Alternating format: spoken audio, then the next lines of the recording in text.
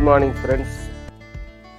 Myself, Dr. P. Murugesan, is going to show what is the most important aspect of walking, the best walking technique, so that you get all the benefits of walking, right? So, walking is the simplest of act, as you all know, but everybody has his own walking style. It is like a signature. Not all walk the same. Everybody has his own walking style. But certain scientific points to be followed so that you get maximum benefits out of walking. So before you start a walking schedule, let us have a schedule. Say, to have a complete benefits of walking, we should have a 60 minutes walking schedule and divide it into 5 parts. First, there should be warm-up, then warm-up stretch, followed by the main walking course, then a cool down and cool down stretch.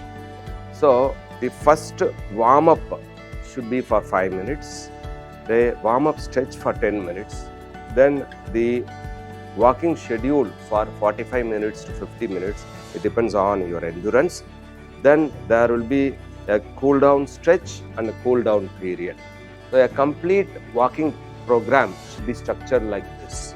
Only then you will not lose your balance during walking. You will not have the stiffness during walking. There won't be any injury to the joints, especially the knees, and also you will get the maximum health benefits out of walking. So first, I will say what is warm-up. Warm-up is nothing but the rhythmic activity of the group of muscle which you are going to utilize for an exercise program. Say for walking, we are going to use mostly the lower limb muscles and of course the upper limb muscles also. It involves all the 605 muscles almost and 203 bones.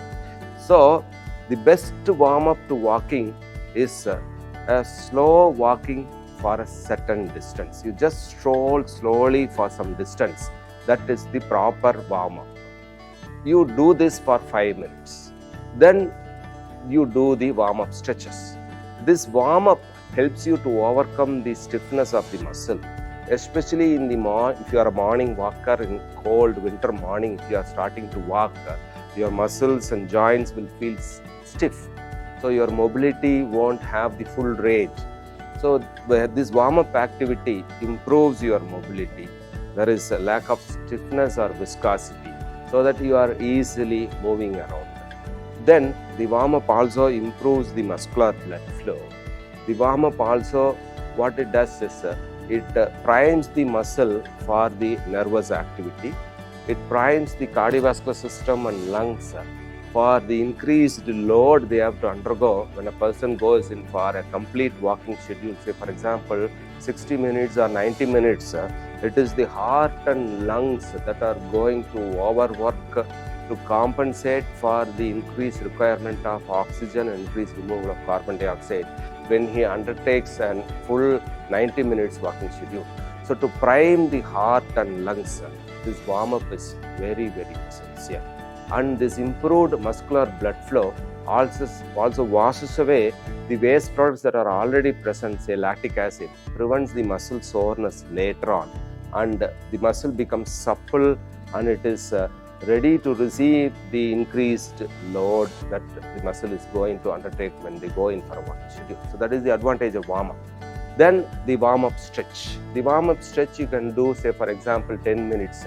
You can involve almost all the muscles of upper limb and lower limb. It's simple stretches. Say for example, shoulder muscle, you just outstretch the arms, do forward rotation for 10 seconds and repeat the same in reverse rotation and do it in the other side. So this is a simple stretching for your shoulder muscles. Do what is a whole body stretch like this, or stretch your calf muscle and quadriceps by holding like this. So these simple stretches will help the joints to get full range of activity, the muscular blood flow to improve, the person gets the balance, and he won't have that unsteadiness or dizziness. Thus, it can be prevented from getting the falls or getting injured. So start with the warm-up, start with a warm-up stretch, then go for the main walking schedule. The main walking schedule, you wear a proper loose fitting comfortable clothes, a proper size shoes, and then you walk relaxedly standing upright with your eyes facing an object 20 feet ahead. You should see an object 20 feet ahead. Chin should be lifted up, it should be parallel to the ground, and you walk with both hands swinging. And swinging, you should not extend your arms and swing like this, because a full extension will act as a long lever and it will reduce the speed. And also a full extension swinging will increase the swelling of the wrist and the fingers because of an edema, because of increased blood flow, especially when you walk for more than 30 minutes. So don't extend the elbow and walk with full swing of the arms. Instead, the better technique will be flex the elbow at 90 degrees. Don't clench the wrist or hold the fingers tight. Keep it relaxed. Flex it 90 degrees. And then this will act as a short lever. Then you take the first step forward. When you take this step forward, the left leg is now put forward. Now the right upper limb or right hand has come back. Now the left arm is coming forward. The elbow is flexed at 90 degrees. The wrists are loose and fingers are loosened. So if you walk like this, it will act as a short lever and it will improve the speed of your strides. Your strides will be small and you will be able to walk faster. So I repeat, don't walk with outstretched arms. Walk with elbows flexed. When your left leg moves forward, your left hand should move backward and right hand should come forward like this. And the elbows should be flexed, and don't clench your fist. Don't hold your fingers tight. Then when you walk, first land on your heel like this. Your heel should touch the ground. Then as you roll out, your toes should come, and with the help of the propulsion from the back foot, you will take the next step forward. Again, land on the heel first, then roll down, touch the toes, and then stop walking. Clear? So you walk with the shorter strides, a shorter lever action of the upper limb, the heel touching the ground first, toes coming later on, and with the propulsive action of the toes, you move forward. Thus, your strides are shorter, you can move faster. Say, if you want to cover 1 kilometer in an hour, you should take at least 22 steps per minute. If you want to cover 2 kilometers per hour, you should take 44 steps. Thus, you see, you increase the speed from 1 to 2 kilometers by increasing the number of steps. So, a shorter, faster strides will increase the speed of your walk. Then, when you are swinging your arms, your swings should come and stop at the level of the collarbone. It should not go above the head like this. It should not go above the head. It should stop at the level of collarbone. Then, your swinging should not be crossed like this. It should be straight and parallel like this. It should not go cross. You should not go cross way also. You should go straight like this. So, adopt all these steps. I repeat, walk by seeing an object 20 feet distant, keeping the chin parallel to the ground, shoulders relaxed, the elbow joint flexed at 90 degrees, wrists and fingers should be free. Then you keep the first step, heel touching the ground first, then the toes. Then you move by moving both the upper limb and lower limb. The upper limb should not go above the level of collarbone. It should not grow crossed also.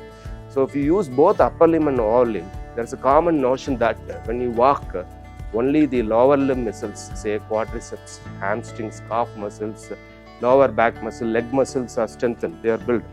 But if you use the limbs, upper limbs also while walking, not only your lower limb muscle, the biceps, the triceps, deltoid, all your muscles improve. your upper muscular strength also improves. And overall, walking is a weight-bearing activity, so it will improve the lean muscle mass of the individual, which will ultimately improve the basal metabolic rate, which will ultimately give immense benefits to the individual, say a far less blood sugar level, a far less HbA1c level, far less lipid level, etc. So adopt a proper technique, walk correctly, and reap the maximum benefits. After the main walking course, you make the person sit relaxedly and comfortably in a place. Then there should be, next comes the cool down, stretch and cool down phase. These two phases are equally important as warm-up stretch or warm-up phase, because it is in this phase the cardiorespiratory activities come back to normal. The cardiac activity, this heart rate which was very high comes back to normal, blood pressure comes back to normal, respiratory system quietens, it comes back to normal. Then as he cools down, the muscle blood flow will try to remove the accumulated end products, especially if he has gone into anaerobic zone during walking. There will be accumulation of a lot of lactic acid, and that is all washed off in cool down phase. This helps to prevent the problem called DOMS, or delayed onset muscle soreness, that develop especially in the beginners. All of us would have experienced. Suppose you are not much physically active as a routine, you suddenly go for an exaggerated activity, say climbing a hill, going to a hilltop to a temple, or cycling for 5 to 6 kilometers. Suddenly the next day you will have a muscle soreness, you won't be able to move the limb easily. Especially this is common in a New Year day, join gym for the first time. So day 1, Jan 1, Jan 2, they will go to the gym. Jan 3, they won't be able to go to the office itself because of this delayed onset muscle soreness. To prevent that, this structured program is very, very effective. Especially this cool down stretch and cool down period washes away these accumulated metabolites, so that he is protected from this phenomenon of delayed onset muscle soreness. Because once the person gets pain, walking should be a pleasurable experience. If it causes pain, it may not motivate him to walk further. So you should prevent that. So teach him a proper technique so that he don't develop DOMS. Then this cool down, during cool down stretch, all the blood that is being pooled in the thighs, the lower limb, will come back to circulation. So this prevents fainting episodes or syncopial attacks after walking, because when he moves around, the blood mostly goes to the lower compartment of the body, especially gets accumulated in the thighs. So there will be lesser cerebral perfusion, cardiac perfusion. Some may likely to get dizziness, syncopial attack, transient loss of consciousness, etc. after the walking episode. So this cool down stretch protects the person from getting such knockdown episodes after the walking period.